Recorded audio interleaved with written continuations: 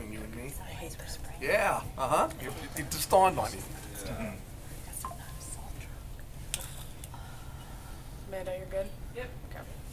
All right, good evening. I will call to order the Hampton Township Council meeting for January 10th, 2024, and we will start with the pledge. Pledge allegiance to the flag of the United States of America and to the republic for which it stands, one nation, under God, indivisible, with liberty and justice for all. Roll call, please. Ms. Blackburn? Present. Ms. Fritsch? Present. Mr. Midgley? Present. Mr. Scholey? Present. Dr. Johnson? Present. Mr. Speakman? Present.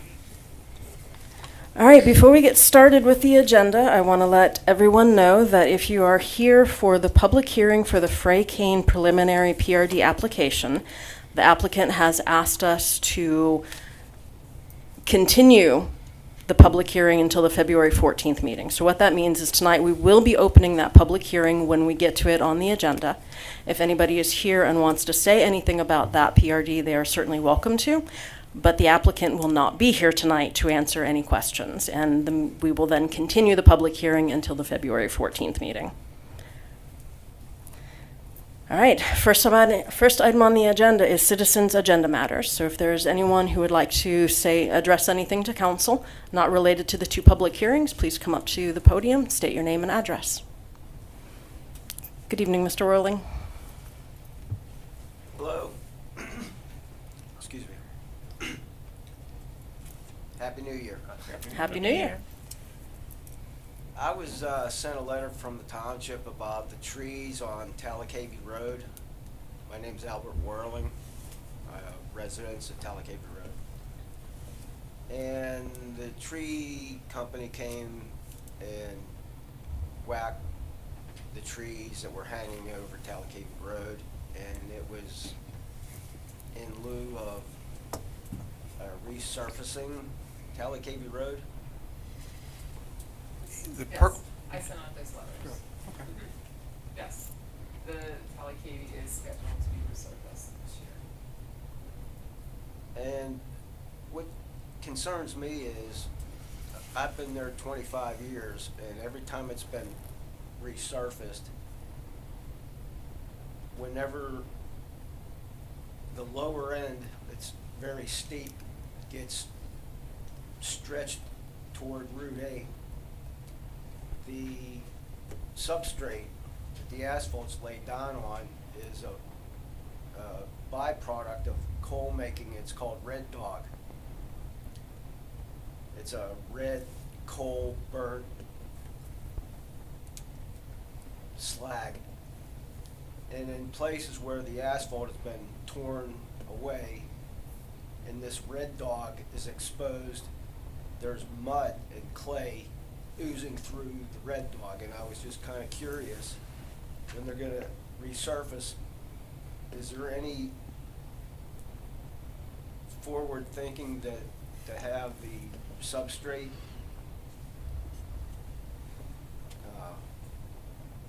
laid down before the asphalt's put on top, or is it just going to be a grind and smear? No, you're good.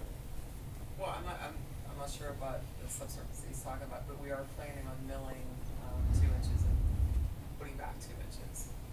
We're looking at different types of ways to prevent any type of damages to our roads. We're looking at adding a seal coat underneath the top layer, and that's going to be on Pembroke and Denby.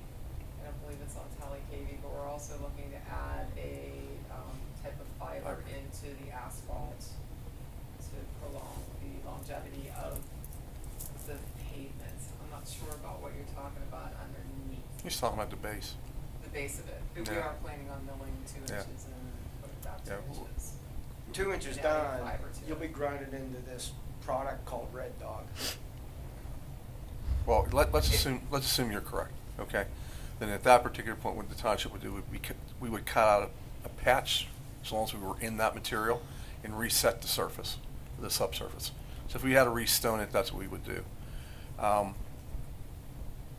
That'll be yet to be seen, to be honest with you, Alice. When they mill it, they'll make that determination. between the fiber material they want to use, the fact that we cut away the trees, which are creating a problem with regard to the sunshine not getting to the roadway, and the fact that the milling work is going to be done, I think you're going to find that at this particular time when we do this project, it'll be much more effective than in past years. But again, if we're into the red dogs, I know what you're talking about. When we're into red dog surface, we'll just cut the section out and we'll restone it if we have to. It's called a soft spot. We'll just replace the soft spot. It's primarily from the plaza down to Route 8. Yeah, but we're not going to replace the sections in which it's not coming through the asphalt. We'll only replace those sections where it comes through. And I don't believe we're going to have that much to replace if we have any at all, based on the information I understand about that roadway in the time I've been here. The 2-inch milling is not that much. It really isn't. But it'll go 2 inches of binder, an inch of top, so it should work out much better. And since Talakavy Road isn't wide enough to have a yellow line painted on it, what's the overall width that's going to be It would be the addressed? same. Yeah. Most township roadways are 50 foot in right of way, which means that you're looking at a 33-foot cartway. No, what am I talking about? A 24-foot cartway. And then you look at 10 to 13 feet on each side outside the curb lane for the right of way. It just depends on each road. That road's pretty close to our standard. It's narrow in a few spots. like- Yeah. I measured it, Well, yes, but some areas are 17 feet and some areas are 18 feet. Yeah. there's no intention there to widen it. No. There was no discussion. That's it. That roadway's a double-edged sword. Let me tell you the reason why, and you should understand it better than anybody. It's a shortcut. If you make it, Let's not repeat that, okay? well, if you make it too easy, it'll become a well-known shortcut. Let's put it that way. I think a lot of people who use that road know that it's narrow and there's I certain know. areas that you do tend to slow Mhm. down Right. coming up that hill. It's scary. All right, thank you. Sure. Anyone else for citizens' agenda matters? All right, then moving on to item 2, can I get a motion to open the public hearing for the Bella Terra Vineyards Conditional Use Application 23-06? So moved. Second. Roll call? Ms. Blackburn, Favor. Ms. Fritsch, Favor. Mr. Midgley, Favor. Mr. Shirley, Favor. Dr. Johnson. In favor. Okay, thank you, Madam President. This application is to operate a sit-down restaurant in the existing Heartwood Wine Cave restaurant on Harts Run Road. A sit-down restaurant is a conditional use in the neighborhood commercial zoning district, which this property falls within. So all conditional use applications require a public hearing, which is the purpose of this hearing right now. This hearing was advertised as required twice in the local newspaper on December 21st and December 28th.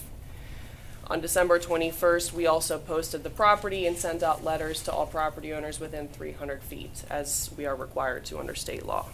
So those notices and those signs go out so that residents who live nearby can have the opportunity to know about the hearing and come and voice any concerns that they might have. So just a little bit of context on this application. In 2020, the former owners of the Heartwood Wine Cave business came to council for a conditional use approval to open a wine tasting business in that establishment. They slowly expanded to offering some to-go pre-prepared foods that you could order from the bar. So food sales in the neighborhood commercial zoning district is allowed as a use by right. A sit-down restaurant with table service, as is being proposed now, is listed as a conditional use. So as time went on, the business did very well, which was a very good thing, but they started to outgrow the number of parking spaces that they had on site. We got a few complaints about parking and traffic issues, complaints about the outdoor music that the former owners were doing on the summer weekends. So since that point, around last fall, they had some restructuring with their ownership of the business. The new owner, Bella Terra Vineyards, is the same wine supplier that was always offered there. And Jay Bell with Bella Terra came to me and said, you know, I'm involved now, I would like to bring the site into compliance. And so partially this is being filed so that via the reservations, they can control the flow of people coming onto the property. Formerly, they were just kind of letting people come in and out as they wanted, and due to the popularity of the establishment, it was just kind of too much for what the site could handle. So I think that this application will go a long way towards correcting the parking issues that we were experiencing. Additionally, the new owner has decided to discontinue the weekend outdoor music. So all of that combined, I think, will go a long way towards really bringing the site into full compliance with our regulations. They're putting in some other improvements as well, some curb stops to delineate parking spaces, a dumpster enclosure. So all in all, I think these are very desirable changes. It's a good type of restaurant use that we always would like to see more of. So this was reviewed by Gateway engineers who have no outstanding comments. It was reviewed by our planning commission, who is recommending approval with no conditions. And pending the comments that come out at this public hearing, and unless something that is big, and unanticipated comes up, I anticipate I'll be recommending approval in 2 weeks as well. So I would, if that's the case, forward you a motion with recommended conditions of approval for your next meeting. I believe the applicant, Mr. Bell, is here if you would like to ask him any questions. Just wanted to verify, so the current wine tasting business as run is being discontinued and it's going to be strictly a reservation-based restaurant? Yeah, if you could Yeah, come up to please the come up podium, to the please. microphone. Just for the record, so you need to tell us. Yeah, yeah. For the record, so it'll still be a wine-based. That's what we are. We make wines. But the drop-in wine tasting Right, is going so to be we are discontinued. now. And I'm sorry, can you state your name for the record, Yes, please? I'm Jay Bell. Thank you. Owner of Bellaterra Vineyards. Yes, we are moving to a reservation-based. We've already put the software in. We've changed POS systems. We've put a lot in place to move towards this, and yeah, once this all happens, then yeah, it'll be more of a as you're trying to make it very mobile friendly too, so that as you're coming in, or even if you're on your way to our place, you can find out if there's a table available, okay. So that you know there's parking available, avoiding issues, knowing that we have like pre-existing reservations. So if you pop on, all of our posts, all of our advertisements will say, please check our reservations. There'll be a link where you can easily just check on your way in, make it pretty easy for people. So really hope that'll help that should help the parking. All right, thank you. Anyone else have any questions?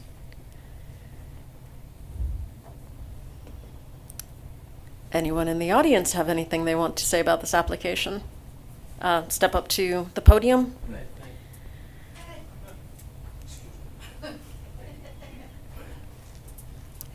you doing? I appreciate everybody giving us time for something important in my community, which is this. My name's Anthony Ficari. I live right across the street from it. And go into some things that you were stating. I've called a couple times about the music, and we're getting rid of the music. What's that have to do with the wine tasting to the cars that are supposedly going to be? What do you mean by that? Can you? Well, give me just more? that the outdoor music have been a source of complaints, and they won't be doing that anymore. So it's two separate issues, the parking and the outdoor music. Well, the application never gave you outdoor music, correct? This application does I mean, not the- include it. The first one. The first one did not. They had filed special event permits for every weekend that they were going to have outdoor music. Right, but that still was not stated on the beginning. Yes. And it meets 3 times in the public, not 2, because I'm a contractor, and every time I went in front of a public hearing, it was 3 times. The advertisement? Absolutely. That's- Let the public know that something like a venue, something's changed, or a business is going in, especially with a liquor license, which was not a liquor license, it was a wine tasting, but I have no problem with a business going in there. I'm a business. This is a community. And there was no reason for the music to be what it was. Okay? I live across the street. When I go to sell my house, when I have things like that, traffic is now another thing, which we're going to go back, and that's why, if Vince can send to my council some information that we're going to need, Del Greco, and then he can look over everything for figured I could take this panel here in decision with my house and how I live and where everybody else is in the community. It wasn't kind. And when I made phone calls, no one responded, police-wise, not one person. Now, I have a phone call. When I make an app, it tapes it because you're allowed nowadays. It's legal. So when I make a phone call, it says on there that I called about that, and I was waiting for a police officer or a response, and she's like, I can hear it. And I was sitting on my porch. So what I'd like to do is to make sure things go copacetic within the law and the guidelines, that everybody will be happy. So, you know, I don't know how to further go along with this, but I live across the street, and I'm not going to have that again. I'm just not going to. So, is there any questions anybody has for me, or anything you want to talk to me about? And Amanda, to be clear, so we all know, in terms of the outside music, and I think that's one of your concerns, correct, sir? Well, that was one of them, but that's now gone. But public parking, if you looked, there was no inkling of. I mean, there was lots of cars, which is fine. That's great. But you're going in and out. The previous owner, which I'm good friends with Steve, and she lived right next to Steve in Fox Chapel, and they told her that when she wanted to open something up, she was only allowed one entrance, and that was at the top. And she had to wait a year or two before she can even open a business if she wanted it to enter on the other side of Harts Run. Okay. And we'll look into that because all that stuff is public knowledge and written down. Well, just so you know, to save yourself some time, that is a totally inaccurate statement. Okay, well, that's great. I'm glad you told me that, too. Yeah, because that's totally an accurate statement. That you're talking about the previous. I can't remember her first name. Sherry Malone. Sherry Malone. There we go. You're talking about Sherry. Mhm. Yeah, Sherry was kind of her own person, if you will, Oh, I know and she Sherry. kind of did her own thing. Right. And Kind of like this. well, yes and no.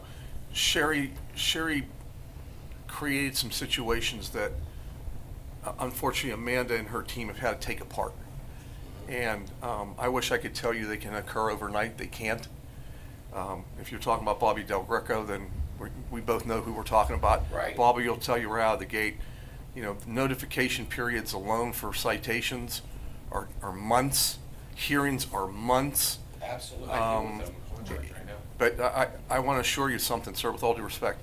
Just so you know, I can tell you for a fact that I know that Amanda was on the phone almost on a weekly basis, and we did take the appropriate steps to file the appropriate things we had to file. Fortunately, the situation changed, I think, for the better for everyone. Only time will tell if Mr. Bell will fall through on everything he says he's going to do. But the methodology in place that he's going to follow, especially that it's a conditional use, will give the township a great deal more legal authority over the operation that we just didn't have before. As a matter of fact, Sherry never. How could you have a legal operation to stop somebody at 11 o'clock at night in a public? I mean, this is residential. I know the R is One what of the everybody things- thinks about, but there's percentage-wise, you're at like 98% residential. I don't disagree.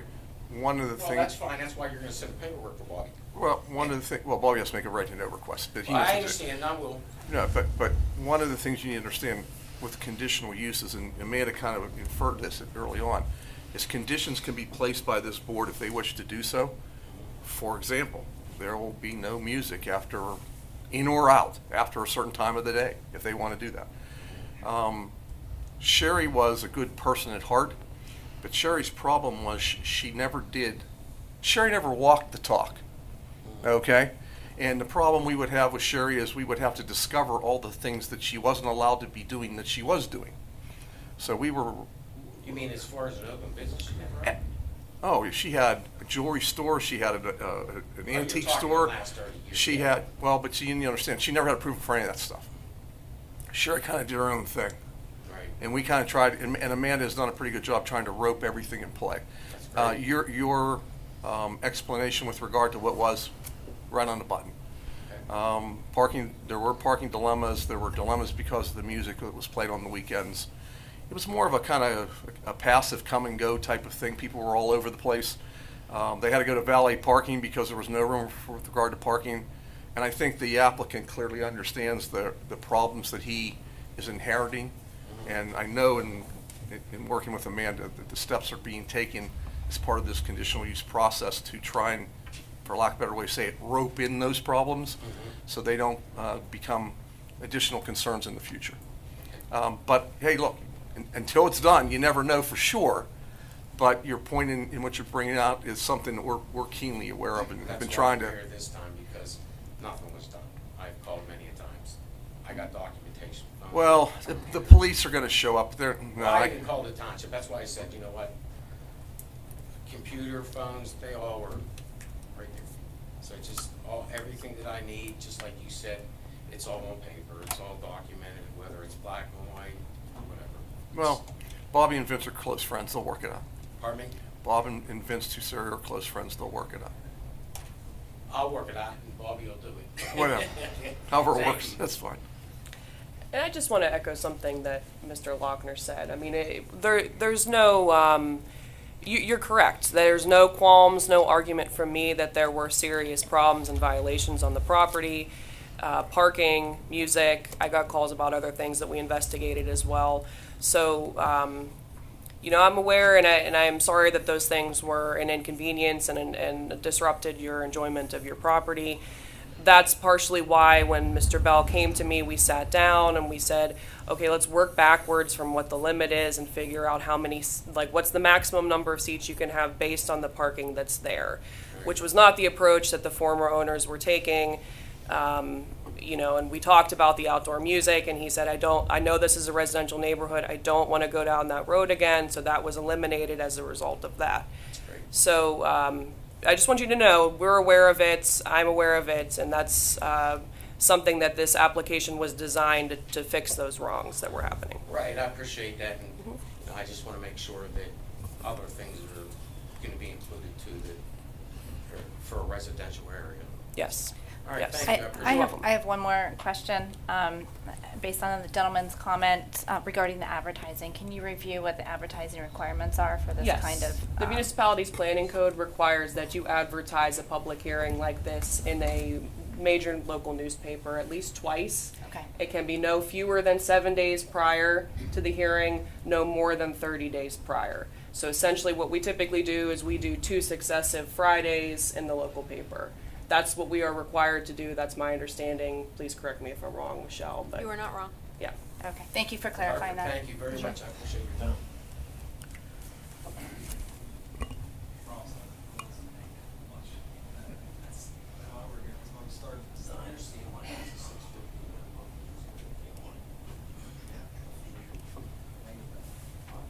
Hello, everyone. I'm Andy Michelli. I'm at Harts Run Road. I'm the neighbor on the other side. And I'm glad to hear that there's going to be some changes to the way the business is operating next door. I think that'll be beneficial. Just wanted to come in and ask to make sure that all the township codes are followed. You know, we're on the downhill side. The dumpster is up against the property line. I hear he's going to be installing a dumpster enclosure, so that's good. You know, the wine bottles were being thrown in the dumpster at 11:30 roughly each night, which pretty much echoes right into our bedroom window, which is pretty much on the same plane as the dumpster. So the parking lot's relatively the same plane also, so the parking lights, you know, car lights and such would shine into our windows. So I think there's some requirement to have a screen or a fence of some kind between the parking area and the neighbors. So Just a buffer yard do they have to have. So there's certain width of buffer yard that requires a distance and an amount of plantings spaced a certain distance apart. So that's what they can do that. They could put a fence up, but I don't believe they're proposing that. Ma'am, if you want to talk, please come up Yeah, and you got- state your name. It has to be on the record. Yeah, we're sorry about that, but if it ever I'm becomes, Patty Michelli, I'm his wife, and we were told by the previous owners that they were gonna do planting, and we believed them because we were the landscaper as well. But nothing was ever And we're really happy that the business is there and want to see you do well. But we feel for our property value and the noise and the lights, because we are in the downhill plane, it's like coming right into our living room, in our bedroom, that there should be some screening. A nice fence would be fine. We're not opposed to JV and restaurant.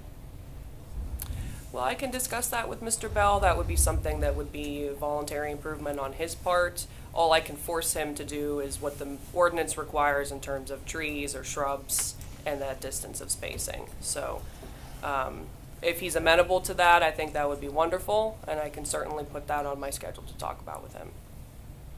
Okay, yeah, we were researching some of the town codes, and I thought that we saw that the fence was required around parking areas for restaurants. Okay, I don't recall seeing that section, but I'll look. And if it wasn't something called out by our engineers, but if it is, I would be happy to have them have to put that in. So I will double check that section and see if it's needed, and if so, we'll go down that route. Very good. Thank you. Thank you. Anyone else for the Bellaterra Vineyards conditional use application?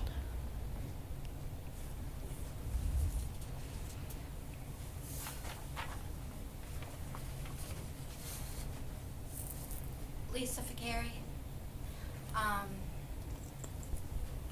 Parking lot still has multiple people going in and going out, and I realize reserve a table and all that, you know, they come into focus, which would be great, but at the same time, when they close, people leave there, and I mean, they're serving alcohol, so they're loud.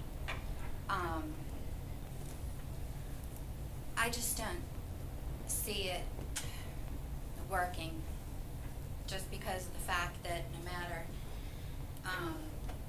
the car situation, the parking situation, now they're going to have an in-restaurant. They're not doing wine tastings, but they have alcohol. So same goes as for the beer bottles going into the dumpster, the loud people leaving when they close 10, 11 o'clock at night. Those are the problems I have. So why would we make it bigger? Well, if I could just speak a little bit to some of those points. Please. The alcohol sales was already decided upon. That's an allowable conditional use. Previous council in 2020 already, that question's been asked and answered, and it is allowable based on that decision. So a restaurant as well is allowable as a conditional use. This is not just a straight residential zoning district, it is neighborhood commercial. So there is some expectation that there will be commercial activities happening there. That's by design of the zoning district. So with a conditional use, there are extra criteria that are involved besides just permitted use by right. But if they meet that extra criteria, it is, you're almost obligated to approve it.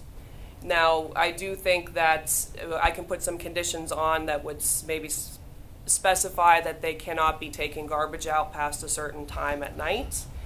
If there are after hours times when the sound becomes a nuisance, calling the police is the best way to do that. But beyond that, it is a use that is designed to be allowed in the zoning district. One of the things you might want to keep in mind is, based on the way the applicant has approached this, he's really eliminating his walk-in business.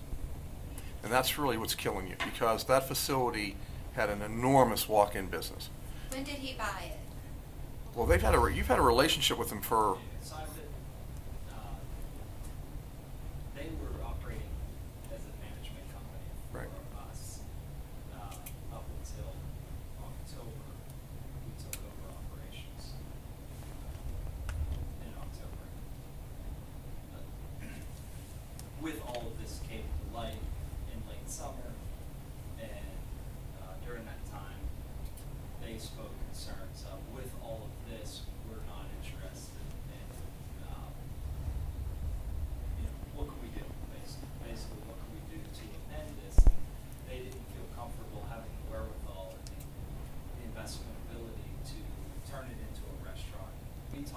what are the options in this location?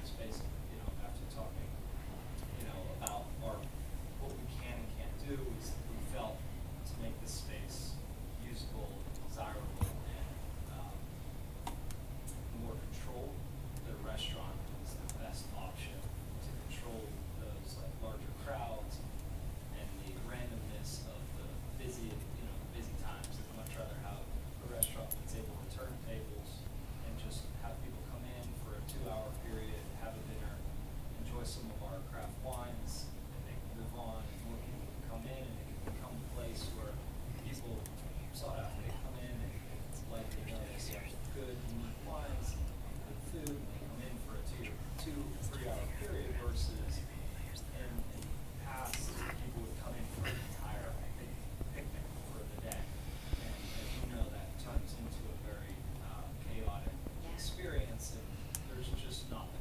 capacity or the residential area. It just doesn't fit. So that was our effort of making it better. It's honestly, all of this was not to do anything worse. It's truly it's to make it better. And by controlling the flow of people and limiting it to the amount of seats that they can actually provide parking for, they're actually making it smaller, not bigger. Right, they already serve food though, so. They do. Where would the restaurant be? In Well, the they wine serve cave food- itself? Yeah, I mean, you can speak to that. I believe you're going to be serving indoor, outdoor. Yeah, so before it was just, people would come there for the wine tasting, picnic, and listen to music. More similar to a business model that we have in Westmoreland County location or Narcisse, which you're probably more familiar with. Taking the restaurant piece out of what they originated from. It's a place where people go out and spend a Saturday afternoon and enjoy wine tastings and listen to music and picnic for the day, right? Well, there's just not space or capacity. So we realized that, we understand it, and that's where the food piece was supposed to just be, well, if you come out, we have some food. We have to-go containers that you can pick up and come and take and sit outside with. And that model just didn't work with the size that's there, the space that's there.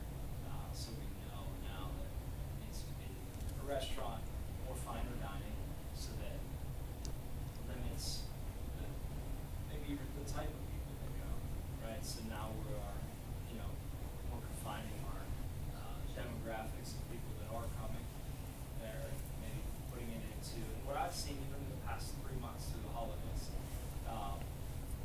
I've seen more, I'd like to say maybe a little bit, someone that's more reserved and is coming in, enjoying dinner and having, a glass of wine or two, and they're able to move on and continue on with the day versus coming in and spending the afternoon drinking a bottle or two and getting rowdy, listening to music and partying and not caring about their surroundings. Right. That's really what we're trying Okay, to change. because that really was a problem. Even the igloos with the lights and everything, people would be in there, I mean, I don't know the turnover, but, seemed like they were there for hours, And I understand getting something to eat and having a drink or something like that, but it's freezing cold and, the people were in their igloos with the fire and whatever, so it may have been like a destination thing people wanted to try. At the same time, those were some of the problems that I foresaw, or I saw. So, if that eliminates some of that, that would be fine. That's the goal of this. Yeah, the Yeah. parking lot, I mean, there was no right or wrong, people were going Right. in and out. And that's what the curb stops that I mentioned before, we specifically said as a part of this application, okay, you can't just have this big open parking area, people don't know where to park, it's chaos trying to move around in there. So they're gonna put the curb stops up so that people know this is a parking space, that's a parking space. So you guys are both calling out a lot of things that we have already, gotten your calls on and understand are a problem, and we're trying to fix as, through this application. Okay, all right, thank you. another thing that I want to ask about. It's about open fire. I mean, I think you guys know that they have like open fires all the time. They do, yeah. We had the building inspector go and inspect their fire pits. They are propane fire pits. He verified that they are operating as designed, and they're okay. So they're allowed to have those. I was aware that it's in the middle of all the trees. Yeah, we had, fire I'm marshal saying went. I can see open space. If you know the actual buildings here, there's the parking lot and there's trees. Yeah. That's where they drink, and I understand that, but an open fire in Mhm. the middle of like woods, or there's leaves, there's everything. Yeah, I'm just surprised that you're saying that they're able to do that. they are able to, yeah. We had that checked by our building inspector and our fire marshal. So if I wanted to do that at my house, I'm able to do that? Yeah, you can have a contained fire. It has to be a certain distance. I think it's 10 feet away from the property lines. You have to burn only clean, dry fuel. You can't burn garbage or wet logs. Can't, use it to get rid of building materials. But if it's contained and it's far enough away, yes, you can. Okay, thank you. Mhm. All right, anyone else for the Bellaterra Vineyards conditional use application? Can I just ask a clarifying question? Of course. Mr. Bell, am I understanding correctly that you supplied the ones, you owned the property prior, it was run by a company, and that was from a prior question, so you've always owned it, you're now coming in and... So we're under lease. Okay. Okay. Owners of the property. Okay. But yeah, so we lease the property. Understood. Okay. Bellaterra Vineyards, we are the liquor liability holder, the actual winery. We held the property in that. And then Heartwood Wine Cave created a management company who operated that location. Okay, thank you. It sounds like obviously you're aware of the issues as presented, and you're trying to do the right thing. So prior it was more of I'll depict it as more of a party zone. There was music, there was wine. Now it's a restaurant, sit-down restaurant. That's Okay. what we're going for. And we've had good success actually since we opened the restaurant in Bedford County. And have had wonderful success. Just everything flows nice, the servers, everything.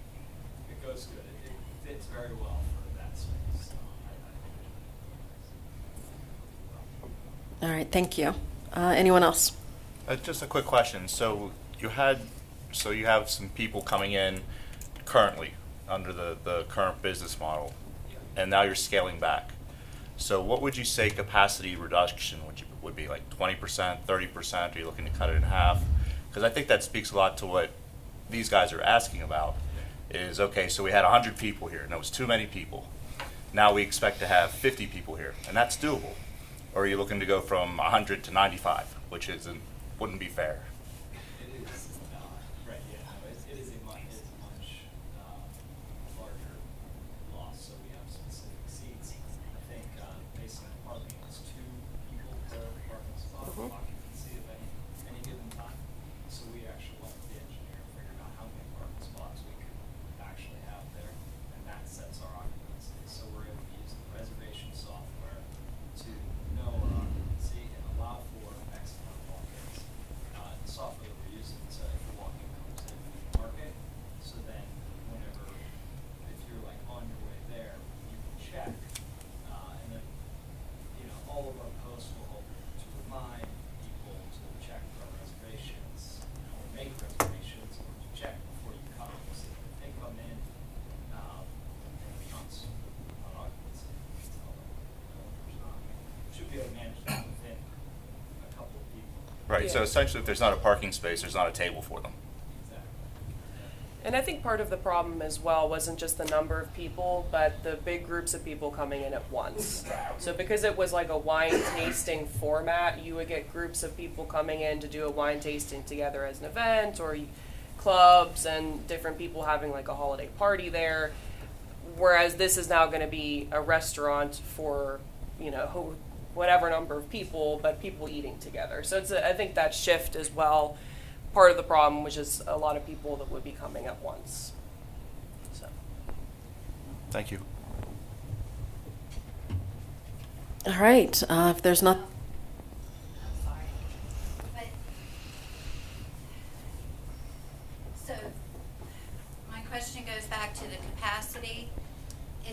just the wine cave itself is gonna be the restaurant. It's not gonna be any other areas of that building?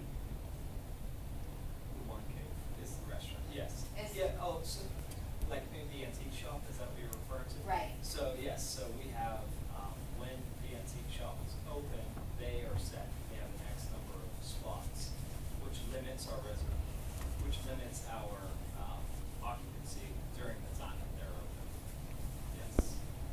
Okay, but we're just talking about a restaurant in the wine cave In the area? basement, yeah, Okay. the first floor.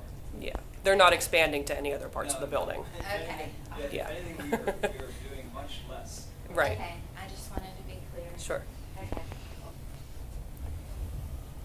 All right, if there's nothing else, can I get a motion to close the public hearing for the Bellaterra Vineyards conditional use application 23-06? Motion? Second. Roll call. Ms. Fritsch? Favor. Mr. Midgley? Favor? Mr. Sholey? Favor. Ms. Blackburn? Favor. Dr. Johnson? Favor. All right, moving on to item 3. Can I get a motion to open the public hearing for the Frey Kane preliminary PRD application 23-08? So moved. Second? Roll call. Mr. Midgley? Favor? Mr. Sholey? Favor. Ms. Blackburn? Favor. Ms. Fritsch? Favor. Dr. Johnson? Favor. All right, this is the one that I mentioned at the beginning. We have received a request from the applicant to continue the public hearing until the February 14th meeting. However, if there's anyone here who would like to say anything about this, the public hearing is now open and you have the opportunity to do so, but please understand that the applicant is not here to answer any questions.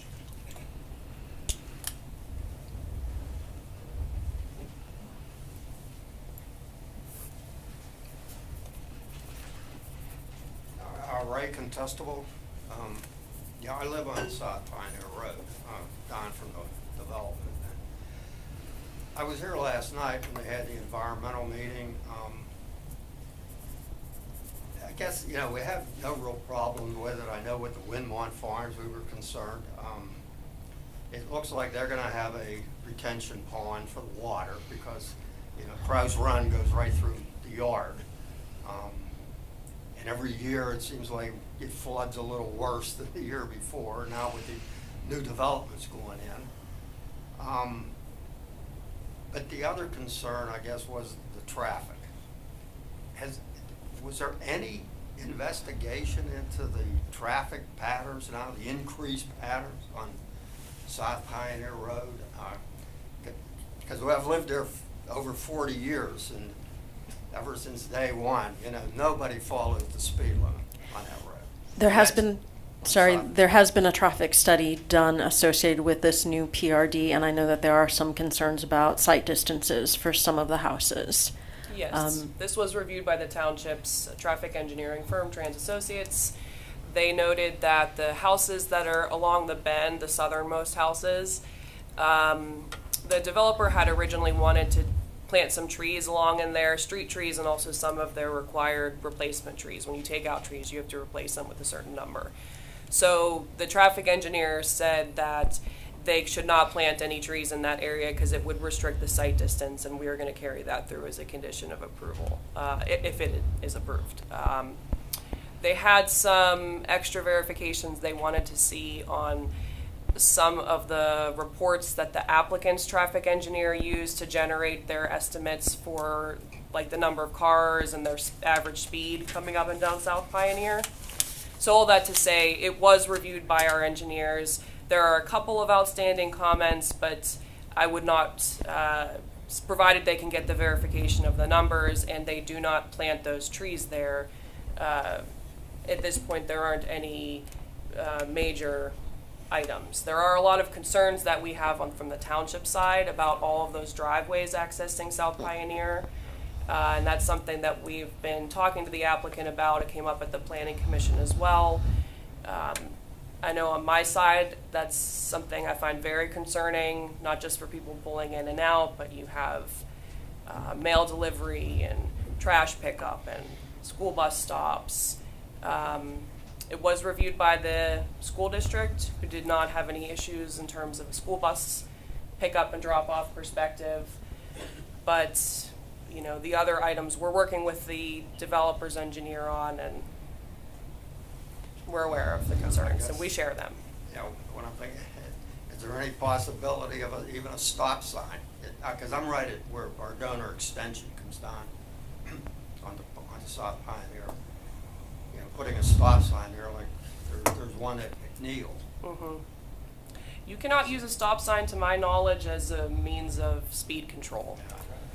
So, yeah. Yeah.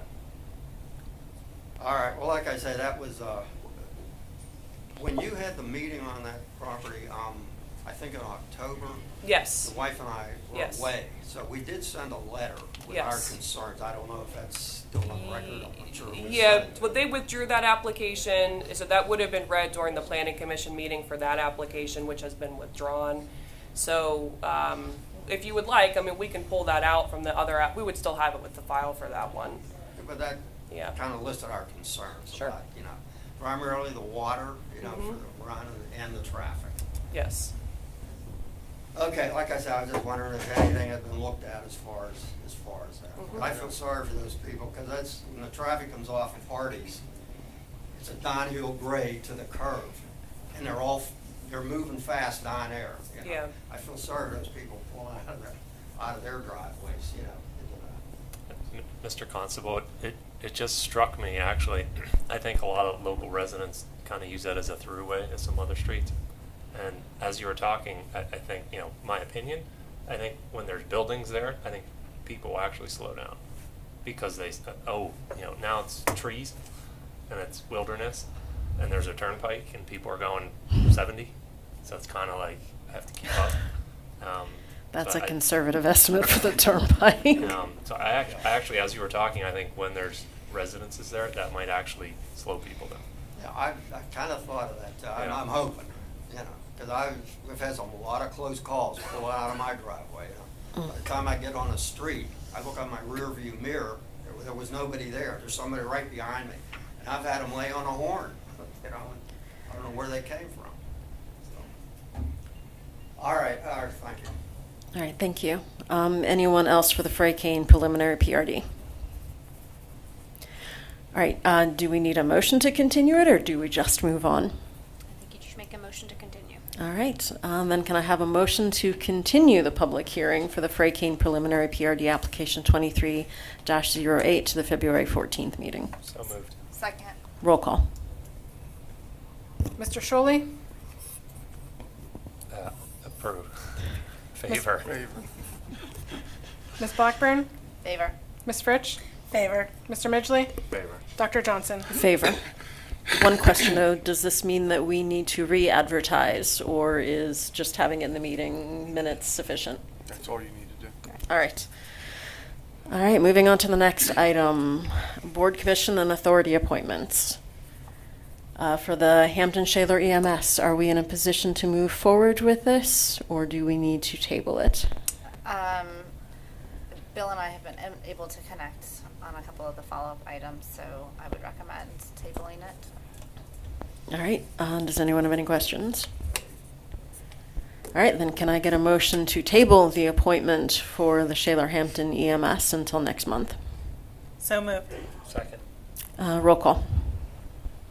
Ms. Blackburn?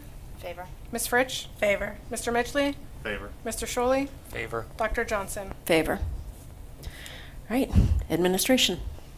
Administration, there's an item, I'd like to recommend the adoption of a resolution regarding the 2024 tax and revenue anticipation note. This is a housekeeping matter. You do this on an annual basis. This is just approving the paperwork that's necessary in order to close the loan. Unless Jerry wants to say something. Okay. No, does anyone have any questions? All right, resolution number? 1092. All right, then can I get a motion to adopt resolution 1092 regarding the 2024 tax and revenue anticipation note? Motion. Second. Roll call. Ms. Fritsch? Favor. Mr. Midgley? Favor. Mr. Shuley? Abstain. Ms. Blackburn? Favor. Dr. Johnson? Favor. My consternation is going back and just to reaffirm, make re-aware, we are losing 2 seats on the EMS board. Okay, so your concern is back to item Right. 4, not item 5? Correct. Okay. Actually, I was going to bring that up on our other So, business. I believe the follow-up on that was after discussion with Mr. Cross in regards to having a non-voting member attend. It would have to be a change in the bylaws. And I proposed that, and we have not circled back on where he stands on that. Understand, but we have 2 members going off. Walt and Chris. Okay. And Shaler would be adding a new, Right, right? for the next meeting. Yep. I mean, okay. I I just mean, feel- it really I comes feel down, our- it our really feel- comes I down feel our vote to is whether you being- want a non-voting Our member vote to is being attend. underrepresented. I understand.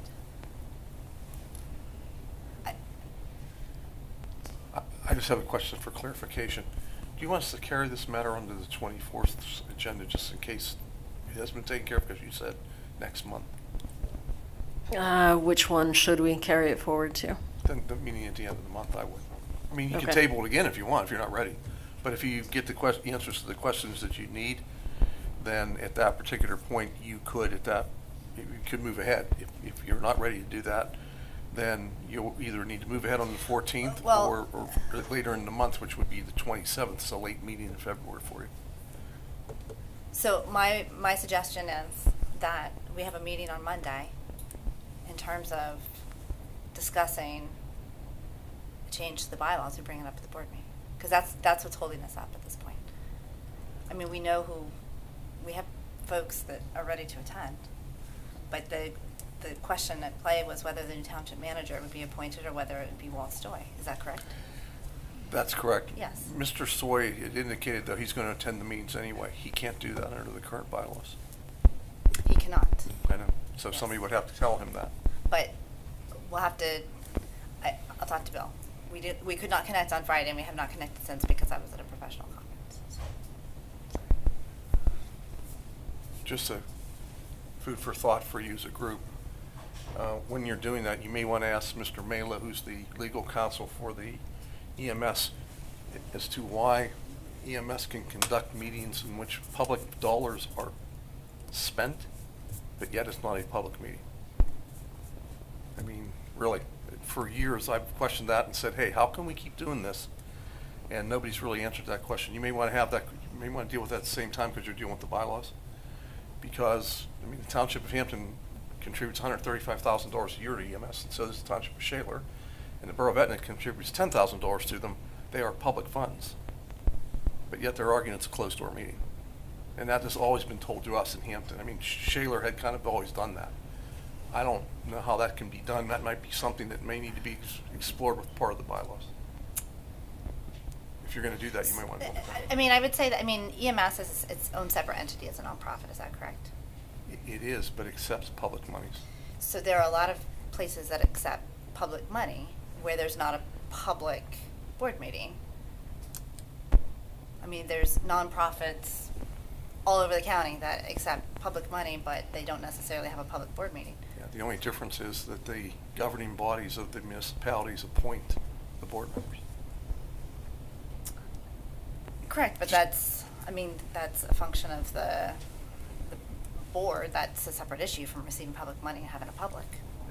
It's no problem to me. I just think you might I want mean, to I ask don't the care question. either, but I'm just saying that there's lots of nonprofits that accept federal money or public money and aren't public to the public. But even if in principle Mr. Cross had agreed to revisit the bylaws, it wouldn't have been done before tonight anyways, because it has to be voted on by the board, and our first board meeting is not until Monday. So, I wouldn't say that the delay is because Bill and I couldn't connect. I would say that there's a delay because if we're going to go through with the revision, it couldn't be done before Monday anyhow. Jerry, is there a particular vote coming up that you're concerned about Hampton being underrepresented on? You got one The right there. bylaws? Well, I don't Do know. we- I mean, we didn't discuss that possibility until Yeah. after, until the new year. So we missed the December board meeting. So the first possible meeting we could have looked at changing that would have been in January. What's the current makeup of the board? There's 4 members from Shaler and 2 from Hampton, 1 from Etna. And then there's an advisory group of chiefs of police. And there is an empty position for Hampton, so there should be 3 votes. 3 positions for Hampton, correct? 4 for Shaler, 1 for Etna. It's 4, 3, and 1. Does that change based on year? Or is it, Yes. is it Yes. always 4, 3, and 1? No. No, right. Every so many years, it flips between Hampton and Shaler. Okay. Shaler, yes, and Mr. always. Mr. Stoy was that flip vote. Okay. That's why there are 2 seats in right now that Hampton had to discuss. One is given away because Shaler takes it. The other was the one I vacate. I mean, technically what you could do if you wanted to is you could put Mr. Stoy in my position right now and then attempt to change the bylaws. If that wouldn't be done, then you could revisit the situation again if you wanted to do that. I would actually recommend that, to be honest with you. That way he can attend. Would Mr. Stoy agree to that? Oh yeah, Mr. Stoy wants Yes. to be appointed. Okay. So the issue for the 2 newest board members is that our new township manager is very vested in our EMS services and would like to attend. So either he has to be a voting board member or he cannot attend because currently the bylaws do not permit non-board members to attend unless you're a chief of police and you're represented. So that's the issue. So the bylaw change would basically allow for the township managers to attend meetings at their discretion. But we have to be very specific in who can attend those meetings at their discretion unless we want to open it up to the public. But I can tell you right now, that's a non-starter with Shaler. They will not do it. I know they won't. Is Shaler's township manager on?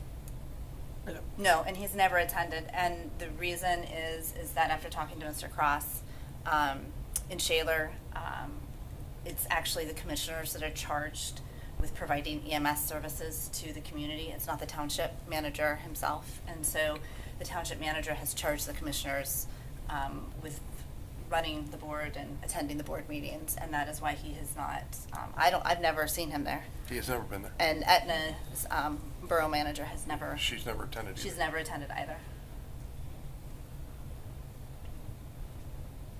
So you got around it with me by just appointing me as a board member. That's how we skipped around it. Yes, that's correct.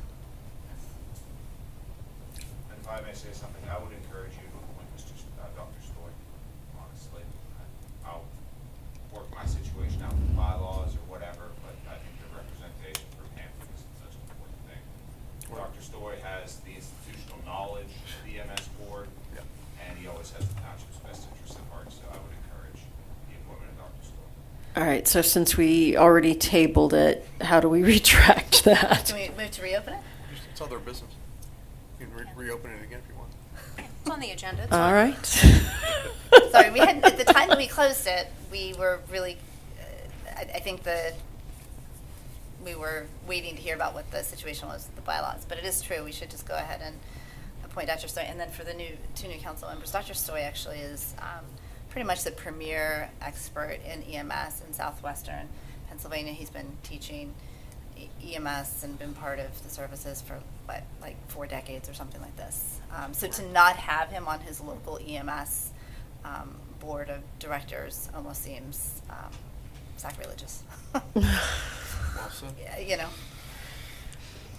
And also, just so that you're both aware, we were given some information that Mr. Drosky was going to be allowed to attend these board meetings, and then that information changed right before our organization meeting last week, which is why we kind of ended up in this conundrum. All right, so then in that case, can I have a motion to appoint Walter Stoy, to the open Hampton Shaler EMS appointment for a 3-year term expiring in 2026? So moved. Second. Roll call. Mr. Midgley? Favor. Mr. Shuley? Favor. Ms. Blackburn? Favor. Ms. Fritsch? Favor. Dr. Johnson? Favor. All right, is there any other business?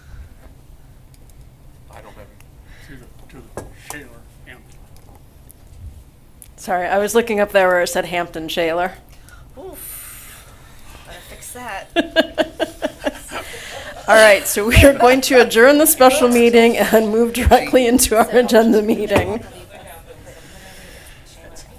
He changed the name. All right. Sorry, I have to pull up a different agenda. All right, we've already had the call to order, so can we just start off with administration? Okay, item A is a proposed proclamation regarding years of service for Dr. Doherty and Mr. Kernick. That's a tradition you do here. I think at your places you have an example of the ones that would be done. A letter of invitation has been sent to both gentlemen to ask them if they attend the 24th meeting, and that would be the very first item on your agenda. The reason for that is because the second item on your agenda would be the swearing in of Mr. Jarosky as the municipal manager. I asked that it be flipped that way on purpose so I could sign the two proclamations. After that, Ryan, it's all yours.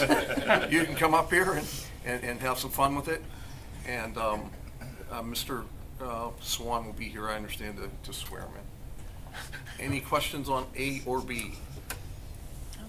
Okay, item C is a kind of a housekeeping matter as well, because Gateway didn't get their information to us fast enough.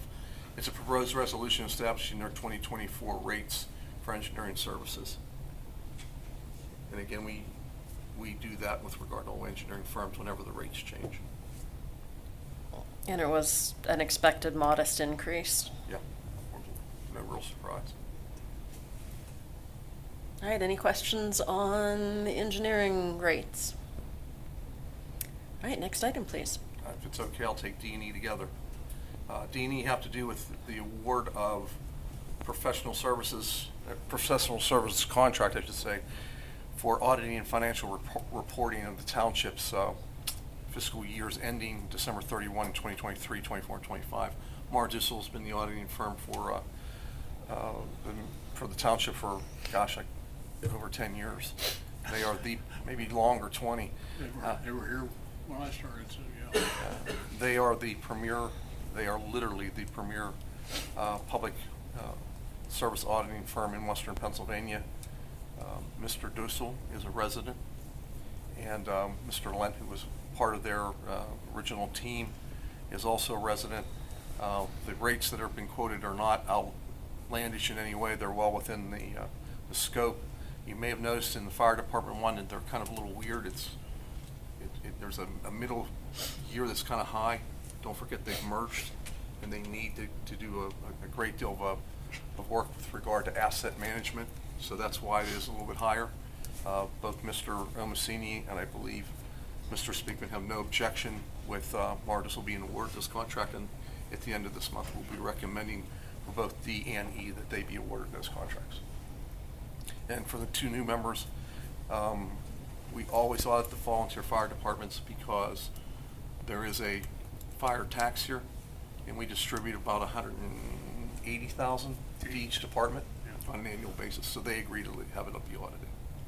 So you will start to see a reduction then in cost because there won't be one of them, and that will be the case. So I have a comment after we're done with that. I got a citizen gave me a comment on what should happen with the vacant fire department. All right, we can. Oh, the buildings? The building? Uh-huh. We can get them at the end if you'd like, sure. Yeah, we'll What? talk about that at other business. Okay, great. Any questions on D&E? Mar Diesel's 3 years, right, Chris? Correct. And the engineering, they do that, that's once a year? Every Usually year, it is once a potentially? year. Okay. Sometimes engineering will say we're not going to change the rates, then we just don't do anything. Okay. But that's a lockdown contract with Mar Dissel. If we make a request for something different outside the scope, then they reserve the rights to charge us. Sure. But our as you will find out, organization on the financial side, there's nothing outside the scope. We know exactly where we're at with regard to each item that we're doing, and that will be the cost. And you will see them June? We have to file the DCD reports early, but you'll see them sometime in June. They actually come and make a public presentation. I don't have anything more under administration. All right, any other questions related to D&E? All right, public safety, please, Chief. Okay. As council is aware, Sergeant Kersop is going to retire effective March 22nd this year, and I will need to replace that position within the police department, and I am requesting that Officer Tom Adams be taken from part-time and moved into a full-time position to fill that vacancy, and I would ask that his start date be effective Monday, March 11th, 2024. I'm bringing this before council early because I do not want to lose Tom Adams, who is a very good officer, in between now and March.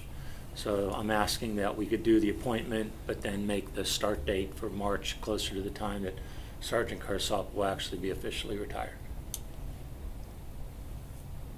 All right, any questions? Yeah, I just have one question. So I understood when Officer Kersop was here at, I guess, one of our December meetings, that in fact his last week, I think, was right before the end of the year. 28th was his last scheduled day. Was his last scheduled day. So I guess my question is, it sounds like you need an officer, so do you really want to wait until March, or do you want the appointment and the role to be filled earlier? Okay. Couple things. Sergeant Kersop is not on the schedule, but is eligible to continue to work overtime should it become available and should he desire to do it. That's number okay, one. okay. The second thing is that keep in mind when an officer goes to retire, there's a buyback portion that we have to absorb, and by pushing him a little bit into March, it gives us a little bit more breathing room with regard to absorbing that buyback hit, which in Sergeant Kersop's case will be a significant hit because of his years of service. Because it was, so do you believe that Officer Adams then will wait until March then, and that by appointing that will retain him as you? I've had this discussion with Officer Adams. He left a full-time Port Authority job to come to Hampton with the hopes of getting employment here full-time at some point, because he knew that we were going to have a couple of retirements coming up very soon, and he would be very appreciative to have this job. Okay, so the appointment is sufficient until March? Yes, if you gave him the appointment, he would ride that time out straight up through starting full-time in March. Okay, great, thank you. So, he's in the budget full-time for the whole year, even with Rob being on board. So I see, budgetary-wise, I see no reason to defer and put that off. I'd go ahead and bring him on. Jerry? You okay? I thought he was. I thought that was going to go a totally different direction. It's already in the budget. I was going to ask similar question as Bethany, but maybe said a different way. So if we say March 11th in this document, if he's appointed today to full time, can we structure it in such a way to Jerry's point that if you want to start him earlier, you could do so? I guess I don't want to be bound by that date if you wanted to go earlier. Well, we can change the motion at the end of the month by just saying that the promotion of Thomas Adams to full-time police officer by no later than March 11th. And then you can pick and choose. And the reason why I'm saying that is because I know the township's finance director is now racing in his mind saying, when's payroll going to be and how's this going to fall? So this way we can just pick the date and we'll put him in play when the chief is happy. Yep. Ryan's happy and I'm just thinking, 2 months. Who knows what can happen? Something, I wish I had him now, mid-February. well, that's fine. But I I wanna give him but a I way but to I can handle tell it. you that in meeting him and knowing him a little bit, and also understanding how Chief Olakovitz works, there's nowhere. He's not going anywhere. This is a dream opportunity for him. He's going to wait it out. He just needs to know that there is an end point. That's the concern we have. And to Tom's point, he doesn't want to lose him in the meantime because he didn't know there'd be an end point. So if you want to do it no later than the 11th, that way if you want to pick a date, you can pick a date and just do it whenever you want to do it. Well, are we paying overtime now to another, are other officers being paid overtime because of absence? So does it make sense to, is that why, Jerry, you're okay with bringing him on earlier? Well, Yeah. It's a bad subject. Sorry. I mean, you can limit your answer to a yes or no. We had a lot of under-planning around expecting that he was going to come and probably anticipating that Rob was going to go at some point in time when we did the budget. So we built it in so that we could go one over our numbers until such a time that something happened down the road, and then we would fall back to our 18 number or whatever we're running at. So if you want to make it in March, I'm fine, but I don't think that we need to do that because of budget constraint, because we build it in. And, so I'm okay with moving sooner. And it gives you the hours that you need to put him on the schedule. Okay. So if it would be okay with council, I'd like to have further discussion sometime this week about a start date with the manager's office and Mr. Speakman, and then potentially come back with a date. You like that? That's easy enough to do. I'm sorry? I said that's easy enough to do. Okay. All right. All right. This will make you plus Yep. 2, right? Yeah. So if you read my memo, as council's aware, not only our department, but other police departments around, we are having trouble with filling positions. The part-time officers that are out there, by the time we go through the vetting process, that pool's even diminished even more. So we will discuss this in the strategic planning meeting coming up. I don't want to go into too much detail at the council meeting tonight, but basically what you see there in writing is how we plan to foresee the future with the hiring of officers from part-time positions and also into full-time positions. We're going to implement a different method for which we can do that, and we will discuss that at the strategic planning meeting, unless you have any kind of questions for me now based on my memo. And if you do, with all due respect, Michelle, take it to executive session. Don't deal with it here. It doesn't seem like This is a anyone has any personnel matter. questions You don't now. want to discuss personnel matter in public. Okay. All right. Good, thanks, Tom, for clarifying. All right, thank you. You mind if I take B? Sorry? Do you mind if I take the next item instead of you? Absolutely, yeah. Item B is on there for referral purposes, so you get a chance to review it. We're keenly aware that this subject matter has been one of concern of council in the past. We want you to take your time, read the contract, you'll see it in February. Okay, but we put it out there so you know it's out there. It's up, we have no choice but to pursue a new contract. We can wait till February, it's not the end of the world, but we want you to take some time to make sure you read it and understand it. It can be a touchy subject to the general public and even to yourself, so that's the only reason why it's on the agenda. You won't see it at the end of the month. It was just to let you know that it's there, and in February, you're going to actually have to vote on it. Okay, this is the same service provider we've used for 2 years now? Yeah, the last contract was a 2-year contract. And how have the last 2 years gone? She has worked out really well for us. Okay. So, we've had 2 incidents recently that I've had to change the department policy on to try to address, and I believe that those will correct the issues that we've had. And it encompasses animal control, not just her or company, but the Humane Society and everybody else. It's based on laws. The laws have really kind of put us in a bind when we're taking animals that are actually licensed and belong to people. Who don't want them any longer. Yes.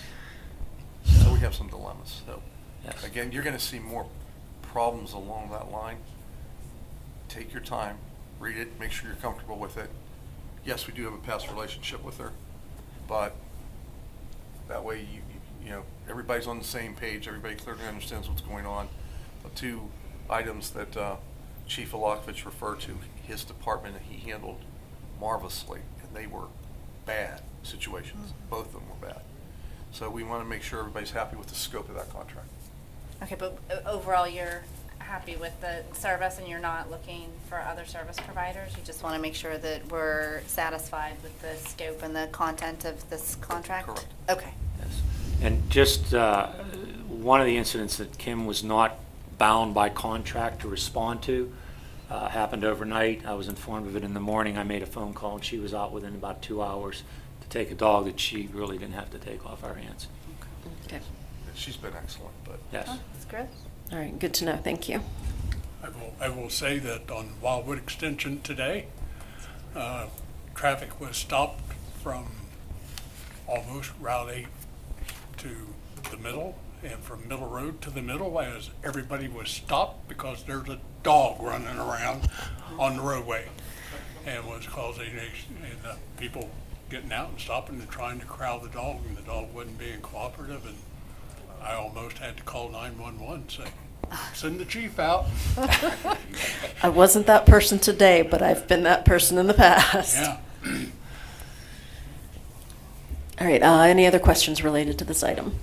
Yes, just one. This is just for dogs, or it's dogs, cats? Is it more? Cats are also mentioned in the Yeah, contract. That's why I was a little So, confused. but cats are just a little different Yeah. with They what. don't run around and stop traffic generally. Right. They're considered a feline type animal in Pennsylvania. So that's pretty, the scope of this is dogs Yes. and cats. Correct, but the dogs are the problem. Yeah. Alligators are out of scope. No, well, we We refer can them work down that to into Jim the Dagnan. scope if you want to take a shot. No, that's How been many an have issue been in other found in the places. rivers this year? What's that? How many were found in the rivers last year? We were waiting to see what happens when we drain the lake. Jim has a special Don't even suggest that. Jim has a special trap down at the sewage plant that trap those alligators. So some amusement aside, it's primarily dogs, cats as well. There's no other animals that this is covering. No. Okay. No. Sure. Gotcha. Thank you. All right, Chief, anything else? I have nothing else. All right, community services, please. Sure. Item A is more of an information item, and the reason why it's on here is to make sure all of you understand what's going on. We need to make significant repairs to the outdoor pool slide. In order to do that, the order for that item needs to be made now. It's a capital outlay item that's sitting in the operations budget or the general budget. We could have just done it, but because of the fact it's the outdoor pool, and the outdoor pool's a big deal in the summertime here, we wanted to make sure that you knew exactly what was going on. So JR, Mr. Young's ready to go with it. You don't have to do anything at the end of the month with regard to it. Technically, we already have the approval for it, but if you want to bless it, it's fine with us. If not, you can just say, hey, just go do it, Chris, we don't care. But we have to place this order now. He's telling, I think he told us in an email today, April, May at the earliest, that we'll be looking at the product. So we're going to have some troubles getting this done. How old is the slide? It was built in 2002. And what's wrong with it is, if you take a good look at it, the actual fibers are coming up through the plastic. So what they do is they coat it. Has it ever been done before? No. It's never been done before. It's just standard wear and tear. 16,000 every service. It's a big slide. Well, Is this just for the large one, or is it for all three? it's for the large one. Okay. The fibers are starting to push through the plastic. So what's happening is when your skin goes across it, it's starting to Yeah, I just think Yep. it's, I mean, it just resurfacing a slide is it's expensive. I guess it's cheaper More than than- replacing it. Well, the slide itself, when we built the pool, was $90,000. Oh, wow. Oh, my. Well, the kids love it. See, you put it in perspective. Here we go. All right, any If other? you'd like, we'll take it, we can go from getting a brand new slide if that's all. No. No, we're good. Resurfacing sounds great. Any other questions related to We got other this? plans for that It's one. probably not $90,000 today. No. It'd be slightly more. A little bit. All right. Anything else for community services? Nothing else unless you have questions. All right, environmental services. Thank you, Madam President. At our next meeting, we're requesting authorization to advertise an ordinance establishing the tap fee and connection charges for the sanitary sewer pursuant to the Municipal Authorities Act, and establishing a public hearing date for consideration in said ordinance. Which would be in February, and you will be receiving a full presentation from engineering on the 24th as to the content of their report. Normally, we would comment on it, but we didn't want to get into a situation where he said, we said, they said, Mr. Horvat and KLH put together, Mr. Horvat will give you the presentation, he will fill in the gaps. At that time, all you have to do is plug in the remaining numbers based on how comfortable you are. So we should reserve our questions for when they do the presentation. I would, because you're only going to ask them again. Everyone good with that? Oh, wait. Yes, Jerry?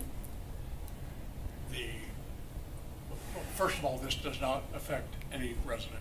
No, No. this is just This new is only- construction. This is only new construction. Yes.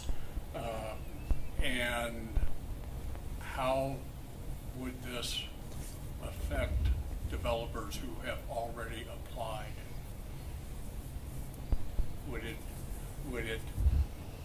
Would they be grandfathered in on the prior, or do they come in at the new? If they've already filed for their building permit applications, they're grandfathered. For all? So Winmont, for example. Not all Okay. 69 lots. They have to be under construction. They literally would have to come to Amanda Yeah, and file a already building permitted, permit. but any of the additional 40 units that yet be built in Winmont would be subject to paying the new rate. Correct. Yes.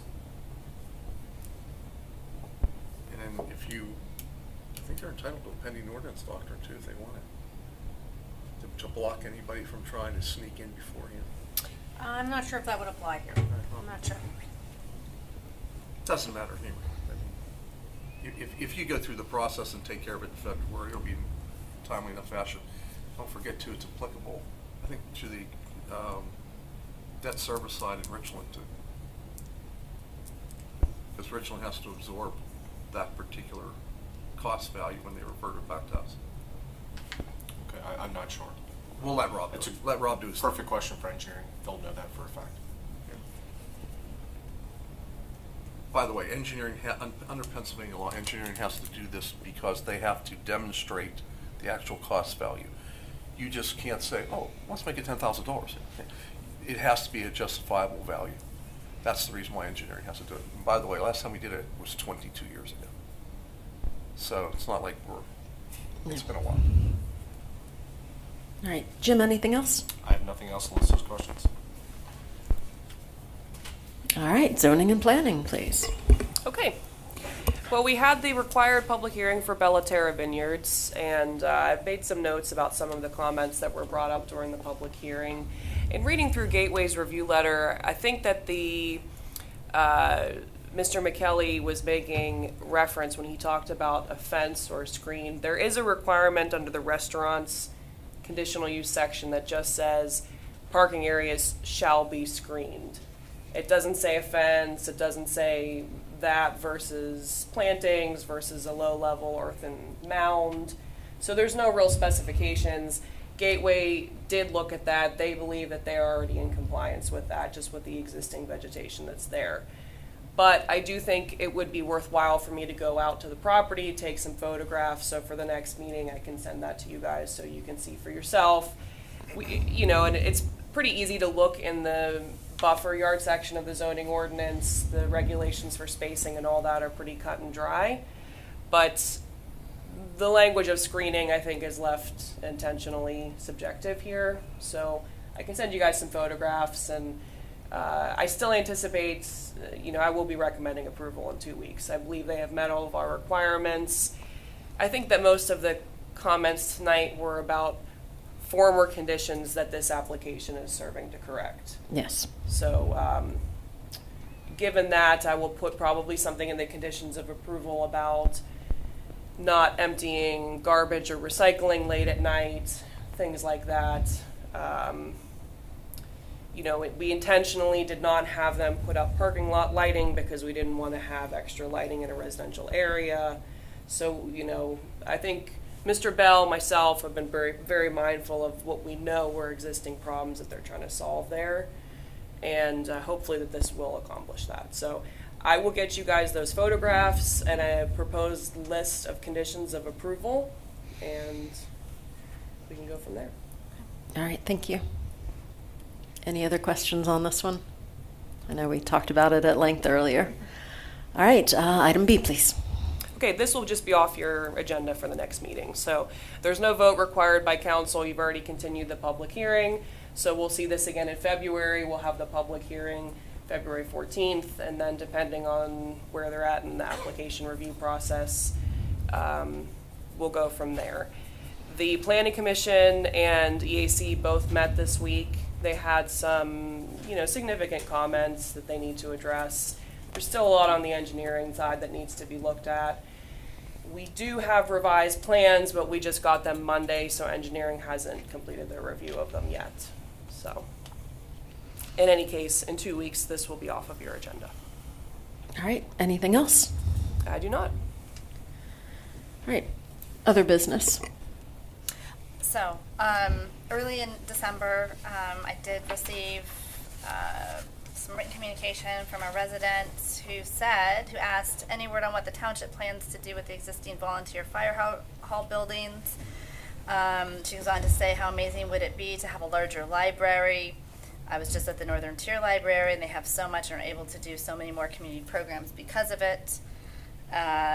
She sent me a lot of information about all the programs at the Northern Tier Library, and I did commit to her that I would be sure to share it.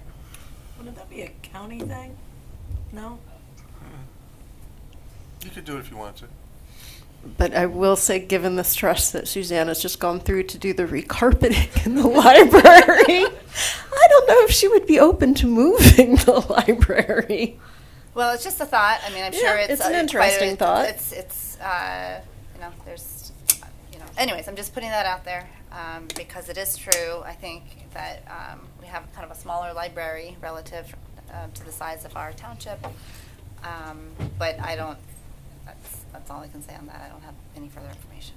One of the things you're going to have to negotiate as part of the agreement, and Ryan knows this, is that since it's other business, the merger for the fire and volunteer fire departments is 100% complete. With the assistance of GTN, all the paperwork is completed, signed, sent in, and finalized on Monday evening. They met and they elected a whole new slate of players. They have a chief, 3 assistants, I think they have 2 lieutenants. They have a brand new board of directors. They have a new treasurer. So they have, in a sense, completed a merger between the 2 departments. They have been reassigned. For those of you who don't understand how this works, the fire departments are assigned a transmission number for 911. They used to be 164 and 165. Now they're 329. Yeah, did you get that? They just took the 2 numbers and put them together. So now they're 329, and they are literally broadcasted out that way. So they are on their own. They will be expecting sometime at the end of this calendar year to have some kind of a committee formed along with Ryan to begin the process to look at some type of a station. Eric's going to press you really hard on it too. He already is whining about it.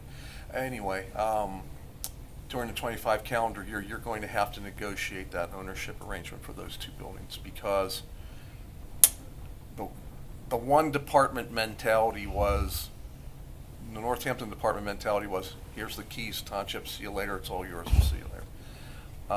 The other departments was, well, wait a minute, we own that building. Well, they don't exist anymore. So you're going to have to figure out a way to negotiate an arrangement with them. Another food for thought for you for a little bit of fun that has been brought up too is Zhang's Automotive has been at their location forever. They might want to swap out and go down to the Allison Park Fire Station and make that their new home and then give you that property. Then you'd own the whole corner. You'd own everything, which would make your life a little bit easier too. So there's a whole slew of things you need to discuss, but the first thing you need to do is you need to legally get those deeds in the township's name. So that'll be a fun part for you to have to do. But they've been great, other than the fact that they stayed in the community center until like 11:30 on Monday night going through everything. They've been fantastic taking care of everything. And their board of directors is a pretty sharp group.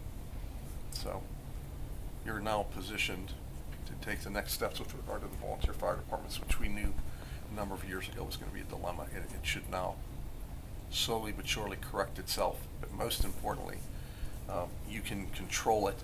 And along that line, and I'm not trying to steal any of Amanda's thunder, but you need immediately to put Al Cohen in the Fire Marshal EMC Director's position, the Emergency Management Coordinator. The Township Manager serves as the deputy, but get Mr. Cohen in that position. Frank Hartle currently has the EMC position now. Frank, I don't even know if he's still a resident. He's had it for years, but he's not, it's nothing special, no married to him or anything. He used to be involved with Homeland Security, that's why we had him. But you need somebody internally inside the township to do this. And Amanda's done a pretty good job setting up the idea of how to make it work. And the departments are expecting you to do it. They have already called, as a matter of fact, and said, when is he going to be appointed? So you will see that in the next month, I would hope. Yeah, I have it planned for February's agenda. Very good. All right. Any other business? Not for me. Anyone else? All right, then I will adjourn this evening's meeting. Thank you, everyone, for coming. Mr. Omasine.